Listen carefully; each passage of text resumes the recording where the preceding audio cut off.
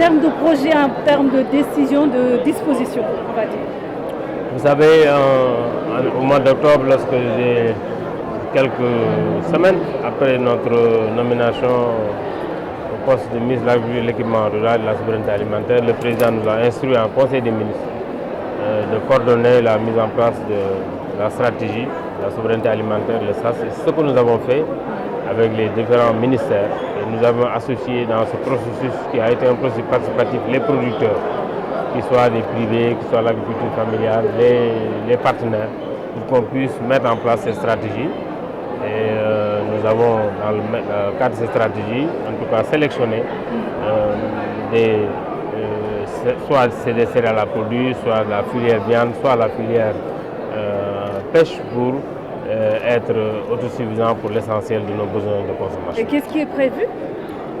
Nous avions estimé qu'il fallait un besoin de financement d'environ 5 000 milliards pour les 5 prochaines années. Déjà, je dois dire que nous avons, à l'issue du sommet sur la souveraineté, obtenu un premier financement de la BAD pour 1 milliard d'euros. Déjà, ce qui est important. Et nous sommes en train de continuer à la sélection de projets et à la rencontre avec des bailleurs potentiels pour la suite.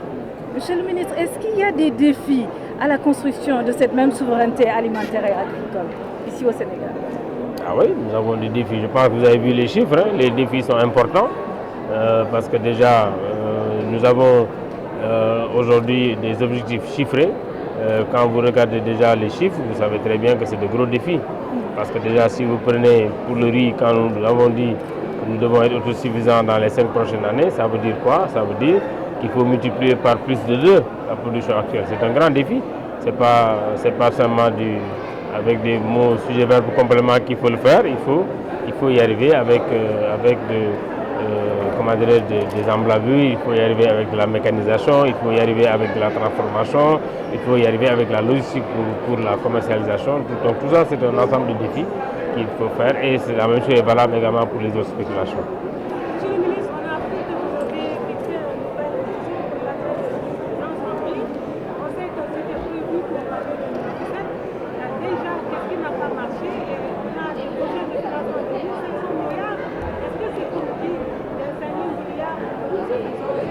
C'est dans les 5 000 milliards. Ce qui n'a pas marché, c'est qu'on n'a peut-être pas fait les investissements qu'il fallait faire pour y arriver. Donc il faut aujourd'hui, nous sommes conscients de ça, il faut investir davantage pour atteindre ces objectifs en riz et également dans les autres spéculations, mais surtout l'objectif en riz. Parce que comme je l'ai dit, nous avons importé ces dernières années l'équivalent de 1 200 000 1 300 000 tonnes de riz. Aujourd'hui, si nous voulons être suffisants, il faut produire. Donc ça veut dire qu'il faut pratiquement produire l'équivalent de ce que nous avons, 2 fois ce que nous avons produit.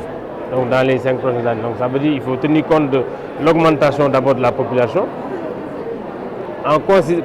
considérant que les habitudes alimentaires ne changent pas d'ici 5 ans, ça veut dire qu'il faut doubler, plus que doubler la production de riz. Alors le blé, vous en avez parlé largement aujourd'hui, le Sénégal va expérimenter le blé. Qu'est-ce que ça va faire? Bon, le blé, comme on a dit tout à l'heure, ce n'est pas une production nouvelle au Sénégal. On a déjà eu des expériences, on a expérimenté le blé, on a même eu à homologuer des variétés de blé. Maintenant, aujourd'hui, il faut passer à une production à une échelle beaucoup plus grande. Nous avons déjà commencé par le faire cette année. On va le faire cette année dans le programme, donc c'est vers novembre que ça doit démarrer parce qu'il y a des périodes où il faut mettre le blé. Et nous pensons d'ailleurs que ça, c'est juste la partie que nous subventionnons. Nous souhaitons que le blé soit une culture qui intéresse plus de Sénégalais et par conséquent, on peut même dès la première année dépasser de loin les surfaces emblavées. Peut-être une toute petite dernière question, c'est par rapport à l'hivernage qui se recommence actuellement. Qu'est-ce qui est en train d'être une meilleure production sera agriculture? Bon, l'hivernage de cette année, déjà, le président a pris une décision exceptionnelle de subventionner à hauteur de 100 milliards la campagne agricole. 100 milliards, ça veut dire plus d'argent pour les fertilisants, plus d'argent pour les semences et l'introduction de nouvelles variétés. Ça, c'est ce qui a été décidé. Nous sommes en train de faire toute la procédure administrative pour mettre ça en œuvre sur le terrain. Peut-être que tout sera en place. Déjà, c'est demain la date que j'avais donnée pour la mise en place des commissions. Au plus tard, le Premier ministre m'avait donné le 15, moi j'avais dit au gouverneur le 12. Donc on pourra le faire, commencer à mettre en place les semences, commencer à mettre en place les engrais. L'hivernage, normalement, est prévu pour s'installer au sud et à l'est du pays dans la première quinzaine du mois de juin, selon les prévisions météo, et peut-être dans la deuxième quinzaine pour le bassin arachidier et dans la première quinzaine du mois de juillet pour le nord et le nord-est. Donc on espère que d'ici là, nous serons prêts. Vraiment, l'objectif, c'est de faire de sorte que cette subvention que le président a décidé qu'on le mette à la disposition des ayants droit, accouplé à cela, nous avons la distribution de matériel également agricole pour un programme de 85 milliards. Tout ceci devrait nous permettre, si tout se passe bien, une bonne production agricole pour cette saison.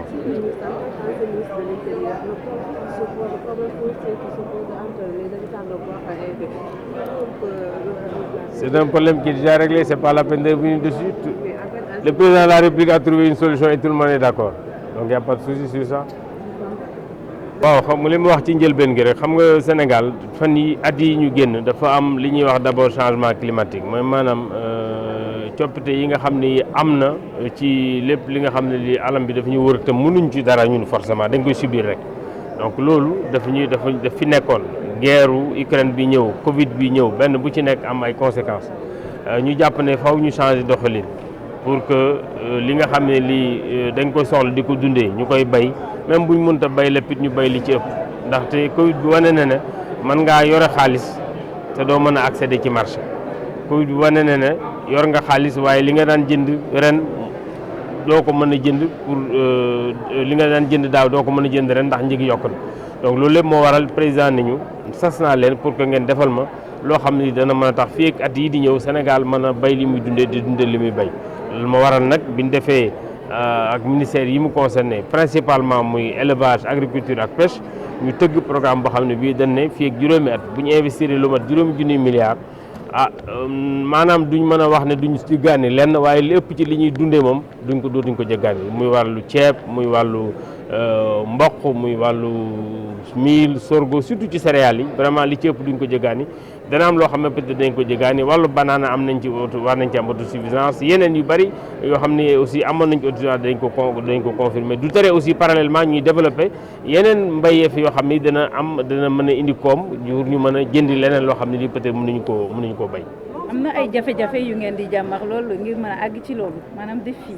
waaw défi yi moom bëri na parce que xam nga bu fekkente ne fi ñu doon nii da ngay produire ceeb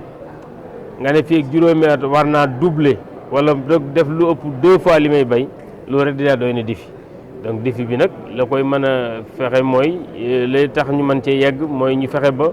suuf si ñu soxla ndox mi ñu soxla loxo yi ñu soxla alal ji ñu soxla benn bu ci nekk ñu fexe ba mu teew pour que at mu ne bu ñu nattee mën a xam ne ñi ngi avancé comme ça fii juróomi at ñu jàpp ne yàgg nañ fi ñu bëggoon egg si.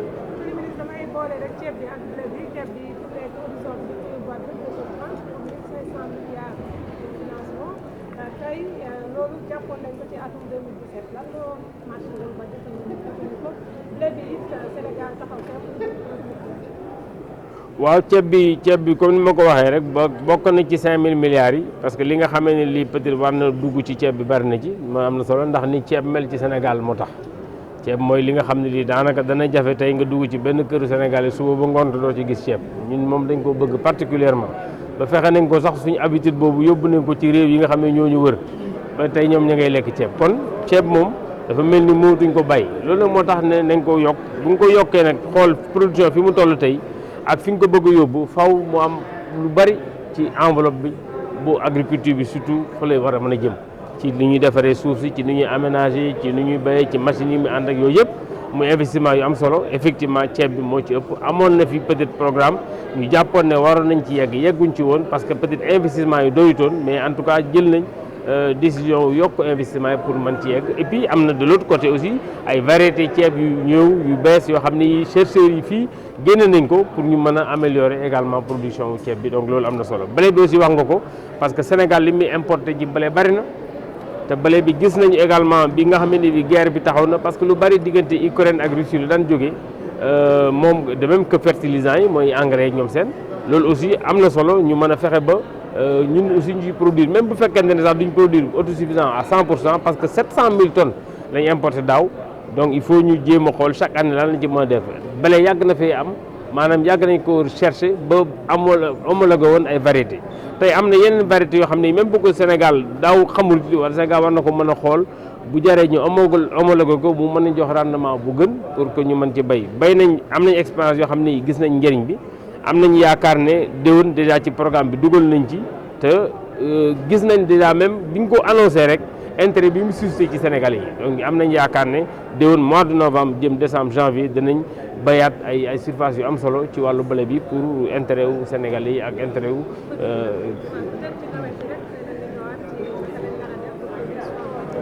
pour waaw nawet bi moom daanaka taxaw na ndax ren li ñu prévoir mooy nawet bi am na zone boo xam ne bii peut-être dana ñëw période normale mais am na zone boo xam ne bii dana gën a teel a ñëw li ñu météo wax daal mooy nawet bi jàpp nañ ne dana ñëw ci Sénégal au mois de juin première quinzaine du mois de juin da war a ñëw ci sud du Sénégal ak ci sud est bi ci penku Sénégal jàpp nañ aussi que dana installé ci deuxième quinzaine de juin pour li ñuy wax bassin arachidier et également ci première quinzaine de juillet maanaam fukki fan ak juróom yu njëkk yi ci mois de juillet war a nekk ci nord bi ak nord-ouest bi donc loolu lañ jàpp ci nawet bi loolu nag te it nawet li ñu météo wax mooy du ñàkk bu demee ba mois d'août mën nañ am li ñuy wax pause pluviométrique mooy maanaam taw bi mën na ab diir dana mën a taxaw diir boobu nag xamaguñ lu muy doon donc ça veut dire que il faut ñu jéem a xool yan meññeef la ñu war a def yoo xam ne yii soit dana ñor balay boobu wala boog bu ñëwee ba période boobu aussi maanaam taw bi arrêté du tere bu war a mën a dund xaaraat taw bi ñëwaat donc loolu mooy adaptation yi nga xam ne war nañ ko def pour fexe ba ñu mën a am gàncax goo xam ne gii danañu mën a permettre ñu am nawet bu baax.